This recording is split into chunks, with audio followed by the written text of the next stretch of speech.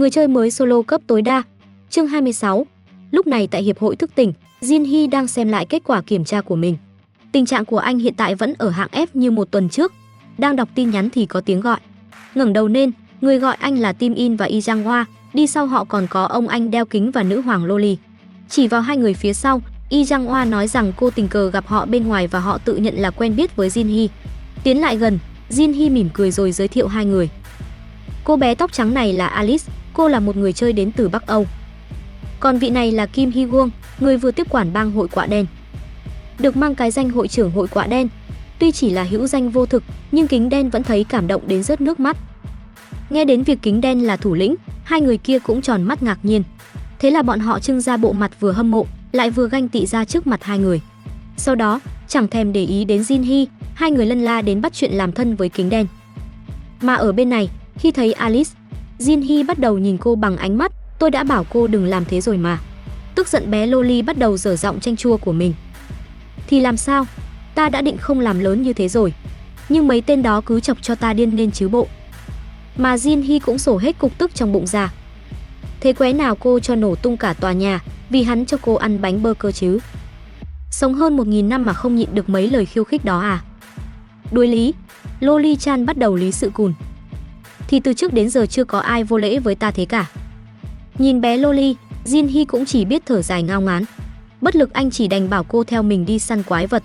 Nhưng cô bé lại tỏ thái độ không hợp tác.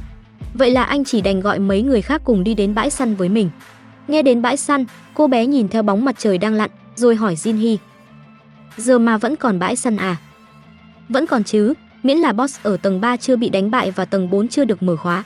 Thời điểm này, tất cả những nơi béo bở đều do các bang hội quản lý. Tìm được địa điểm farm quái bây giờ là không thể. Đó là với người thường. Còn với Jin Hee, tất cả chỉ là chuyện nhỏ. Việc gì khó đã có anh lo, còn các chú chỉ việc nghe lệnh. Tại tầng 1 tháp thí luyện, Nguyệt Hồ, nơi được cho là có cảnh quan đẹp nhất tháp thí luyện. Tuy nhiên, lại chẳng có một bóng người lai vãng. Mà lúc này, Jin Hee đang từ tốn đi dạo quanh mặt hồ.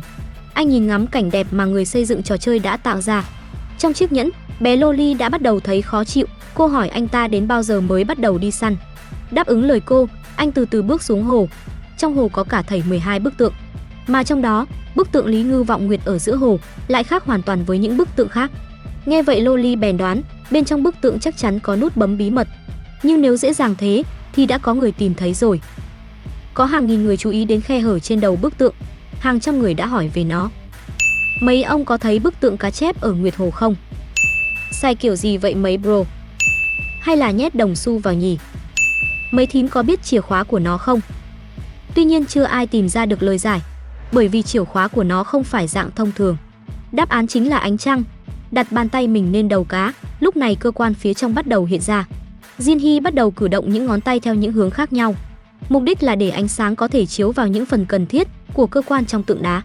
Sau vài lần thất bại, cuối cùng anh cũng giải được câu đố. Từ trong hồ, một tiếng động lớn như tiếng bánh xe quay bắt đầu phát ra. Mà lúc này, đáy hồ cũng bắt đầu tách ra làm đôi. Từ vị trí khe hở, một lối vào dẫn xuống lòng đất được hình thành.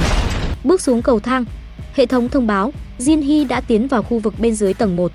Mà lúc này, nhóc Loli cũng phải trầm trồ khi biết trong tháp thí luyện lại có một nơi như thế này tồn tại. Chạm vào những thứ xung quanh, cô lại cảm nhận được thứ tự do mà mình đã lãng quên. Nhìn thấy thái độ của cô bé, Jin Hee nheo mắt hỏi. Cô thấy sao? Không phải cô đang vui vì đã chấp nhận khế ước với tôi đấy chứ? Ngượng ngùng vì bị nói trúng tim đen, cô quay đi nói giọng giận dỗi. Thì, xem ra ngươi cũng không phải là kẻ ba hoa. Bước xuống sâu thêm một chút nữa, lúc này Jin Hee đã bắt đầu kích hoạt phước lành của những vì sao để có thể sử dụng thánh lực. Sau đó cậu lấy ra băng lệ tiến hành hấp thu lần 2. Sau khi hấp thu xong, chỉ số ma lực tăng thêm 18 điểm. Đồng thời, phải 24 giờ sau mới có thể tiến hành hấp thu lần tiếp theo. Nhờ chỉ số ma lực tăng, việc kìm hãm Alice đã trở nên dễ dàng hơn. Bỗng nhiên, trong đầu Jin Hee chợt nảy ra suy nghĩ, không biết giống loài bên trong tòa tháp nghĩ gì về người chơi. Nhìn vào Alice, sinh vật đã sống hàng nghìn năm, anh tự hỏi không biết cô ta có nhận thức được mình chỉ là một phần của trò chơi hay không. Cuối cùng thì Jin Hee cũng quyết định hỏi cô ta. Nhưng vừa đặt câu hỏi thì hình ảnh và tiếng nói của anh bị làm nhiễu đi. Đoán được đây là cách những người tạo ra trò chơi ngăn chặn thông tin tòa tháp bị rò rỉ ra ngoài, Jin Hee cũng không thử thêm lần nữa. Sau khi đi hết đoạn cầu thang dài tưởng chừng vô tận, cuối cùng hai người cũng đến một miệng hang. Bỗng Alice nghe thấy tiếng động lạ. cô phát hiện có thứ gì đang tiến về phía hai người. Một lúc sau, hai chiếc càng đen bóng loáng đã dần hiện ra từ bóng tối, cùng tiếng kêu tích tích như của một loại côn trùng nào đó. Jin Hee thấy vậy bèn sử dụng hỏa nguyên tố, anh ném một hỏa cầu về phía phát ra tiếng động. Dưới ánh sáng, một con bọ cánh cứng to gần 1 trượng dần hiện lên. Ngay lập tức, nó bị hỏa cầu thiêu cháy. Mà trên vách tường, vô số con bọ cánh cứng đang bò lúc nhúc, chỉ chờ người chơi đến gần sẽ vồ lấy ăn tươi nuốt sống. Mà từ chỗ con bọ bị thiêu cháy, ngay lập tức đã có một con khác bò ra từ miệng hố thế vào. Nhìn thấy cảnh này, Jin Hee vẫn không hề hoảng sợ, vì anh biết rằng thứ sinh vật này sẽ không ngừng chui ra từ vực sâu. Hết chương 26. Vậy loại côn trùng vừa đến là thứ gì? Jin Hee sẽ dùng cách nào để xử lý bọn chúng? Hãy cùng với S đến với phần tiếp theo của bộ truyện để tìm ra câu trả lời nhé. Người chơi mới solo cấp cao nhất. Chương 26. Lúc này, vô số con bọ bắt đầu chui lên từ đáy vực. Đây chính là loài bọ cánh cứng khổng lồ Scarab cấp độ 25. Nhìn thấy đám bọ, bé Loli cũng phải hét lên kinh tởm. Chẳng mấy chốc, lũ bọ đã bao vây Jin Hee. Anh bắt đầu kích hoạt phước lành của những vì sao. Từ đỉnh hang, một xoay ánh sáng bắt đầu xuất hiện. Từ xoay ánh sáng, một cột sáng đánh thẳng xuống lũ bọ. Mà những con bọ bị cột sáng chiếu qua, vậy mà lại tăng thêm 30% chỉ số kháng vật lý.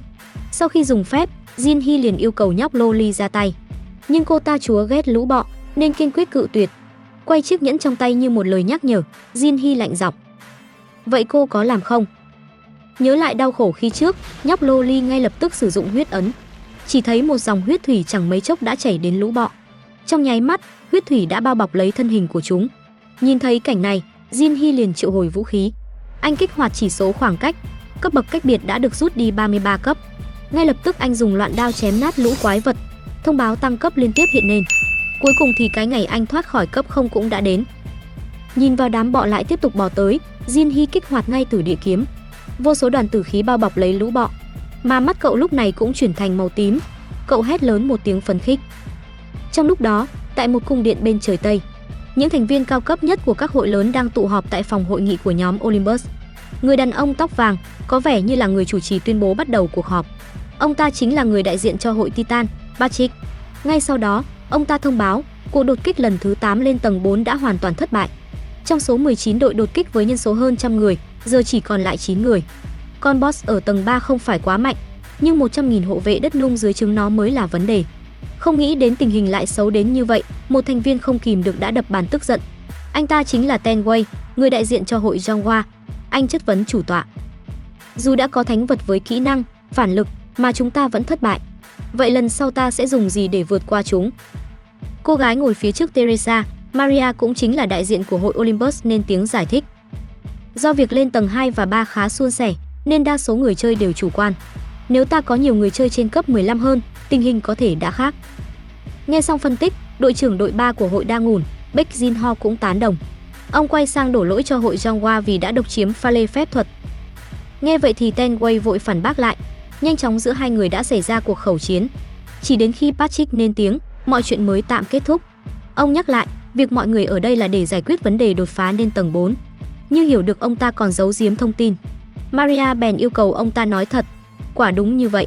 Vào rạng sáng hôm qua, họ đã nhận được lời đề nghị của quỷ nhân. Chúng sẽ đồng ý hợp lực chiến đấu nếu đồng ý với điều kiện của chúng. Nghe đến việc sẽ phải sát cánh cùng những tên tội phạm như chúng, ba người đều cực lực phản đối. Ở phía sau, Teresa cũng ngầm cân nhắc đến việc liên kết với quỷ nhân. Cô cũng hiểu được sức ép mà Patrick phải chịu ở thời điểm hiện tại. Đang bàn luận thì ngọn đèn trên trần chợt có biến hóa. Ánh sáng từ ngọn đèn như có ma thuật đồng loạt bay về phía đám lửa. Từ trong quầng lửa, một lão già tay cầm quải trượng đầu lâu bước ra cất tiếng nói: các ngươi luôn tỏ ra cao thượng hơn chúng ta, nhưng giờ khả năng của các ngươi không đủ, chỉ có thể dựa vào chúng ta. Sau khi nói xong, cả người lão hóa ra hắc khí dập tắt đám lửa thị uy. Bị kẻ khác dồn ép, Jin Ho tức giận gầm lên. Ông vận sức bấu chặt 5 đầu ngón tay vào chiếc bàn, rồi mượn đà quăng về phía lão già. Nhưng Ten Wei đã nhanh chóng chạy ra trước, hắn dùng thanh kiếm của mình chẻ đôi chiếc bàn trước sự chứng kiến của mọi người.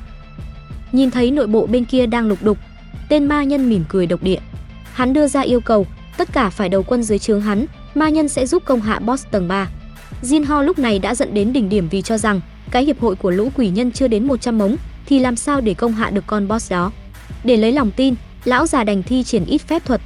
Chỉ thấy lão xoay nhẹ cây trượng, từng đoàn hắc khí bắt đầu xuất hiện, mà kỹ năng hắc huyệt mộ thủ nhân đã được kích hoạt. Chỉ thấy bên ngoài có tiếng lộp độp, vô số xương trắng đội mồ sống dậy. Nhìn vào đám xác sống, Patrick cũng đoán được hắn là triệu hồi sư. Nhưng với số lượng xác sống mà hắn gọi nên, ngay cả người như Patrick cũng phải kinh ngạc. Nhìn vào cây trượng anh như nhận ra điều gì, lão già hiểu ý liền giới thiệu. Đây là cây trượng được tạo ra từ 99 loại nguyên liệu khác nhau. Trượng tham lam. Nhìn vào cây trượng, Tenway nhận xét.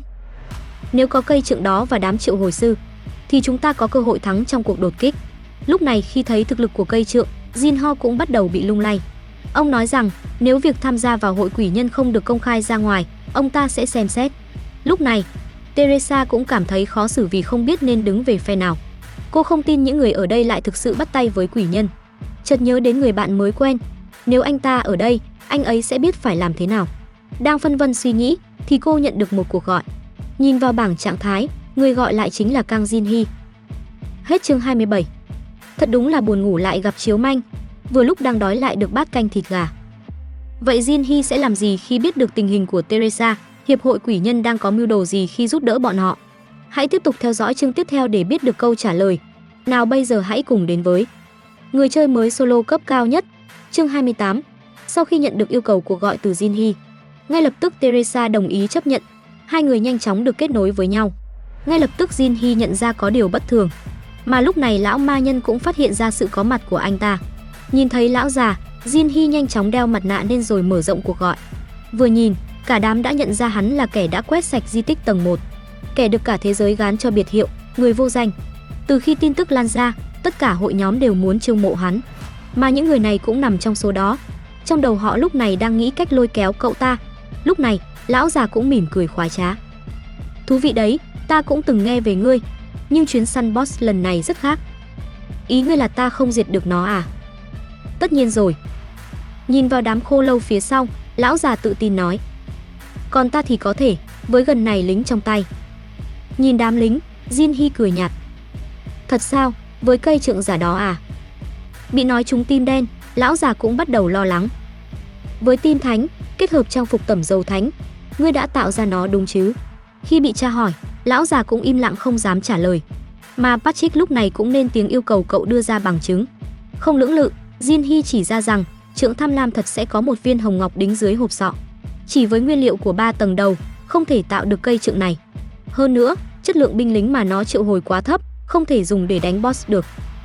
Rõ ràng tên này chỉ đang cố lừa mọi người một số vật phẩm trước khi chuồn đẹp mà thôi. Bị vạch trần, vẻ mặt lão già đã mất đi sự tự tin trước đó. Lão vội dùng phép dịch chuyển. Trước khi đi lão còn để lại lời đe dọa sẽ làm thịt tên chọc gậy bánh xe nếu hắn còn gặp lại. Mà lũ khô lâu cũng dần tan biến như chưa từng xuất hiện. Lúc này, vẻ mặt của Patrick hiện lên sự hoang mang. Ông không có kế hoạch dự bị để đánh boss. Giờ đây ông không biết phải làm gì tiếp theo. Bấy giờ, giọng của vô danh nhân chợt vang lên. Tất cả để tôi lo, các người sẽ không phải liên minh với bọn quỷ nhân hay chịu áp lực từ việc leo tháp.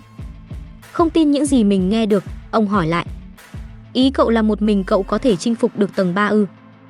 Nghe được lời khẳng định từ vô danh nhân, cả 4 người đều dấy lên tâm tư muốn chiêu mộ cậu ta. Lúc này cả 4 người bắt đầu đưa ra điều kiện béo bở để lôi kéo hắn. Nhưng Jin-hee đã từ chối thẳng thừng. Cậu chỉ yêu cầu nhóm người không cho bất kỳ ai vào khi cậu ta đánh boss. Nghi ngờ vì lòng tốt đột xuất của cậu ta, Maria hỏi lý do thực sự của hành động này.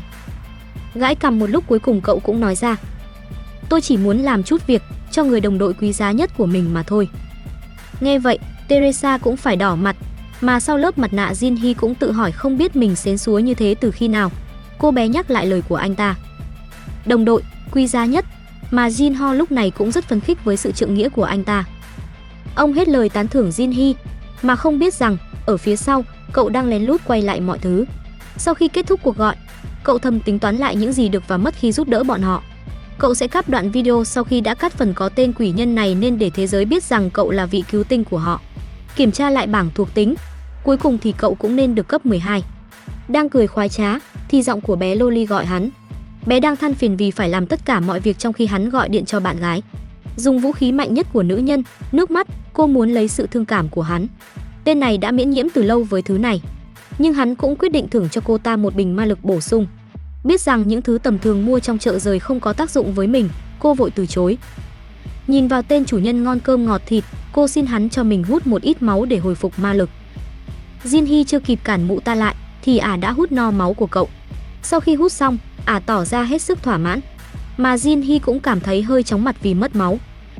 Vậy là anh quyết định chọn thêm mấy thứ nữa trong cửa hàng. Viên khổng lồ hóa, khối lực phương không xác định, chất xúc tác kỹ năng, cỏ dính, mạng nhện rừng Cancheris, nước mũi Oxer 2 đầu. Sau khi nhìn vào đống đồ hắn mua, Loli hỏi hắn sao toàn mua thứ vô dụng. Nhưng Jin Hee chỉ đáp lại sẽ có lúc cần dùng đến chúng. Nhìn xuống miệng vực sâu không thấy đáy, Jin Hee quay sang hỏi. Giờ ta sẽ chinh phục nơi đây, bám chặt vào nhé. Vừa dứt lời hắn đã lao thẳng xuống đó. Loli thắc mắc. Sao người lại nhảy xuống khi không biết nó sâu cỡ nào? Mỉm cười, Jin Hee biết rất rõ miệng vực này sâu bao nhiêu. Vì hắn đã xuống đây hàng trăm lần rồi. Căn chính xác thời gian, hắn kích hoạt đảo ngược trọng lực. Ngay tức thì, tốc độ của hai người chậm lại. Lúc này Loli cũng bay hết hồn vía vì cú chơi liều của gã chủ. Cô thầm ghi thù gã lần này. Tiến vào trong, Jin Hee dùng hỏa nguyên tố thắp sáng nơi này. Chỉ thấy nơi này, bao quanh là vô số côn trùng sâu bọ đang làm tổ ở đây. Mà đối diện gã là bức tượng thần to lớn, đang dùng ánh mắt rực sáng quan sát gã. Tượng thần cất lời hỏi kẻ lạ mặt. Ồ, ta biết ngươi hả? Tất nhiên rồi, con chó hoang lang thang khắp sa mạc, Albinus. Hết chương 28.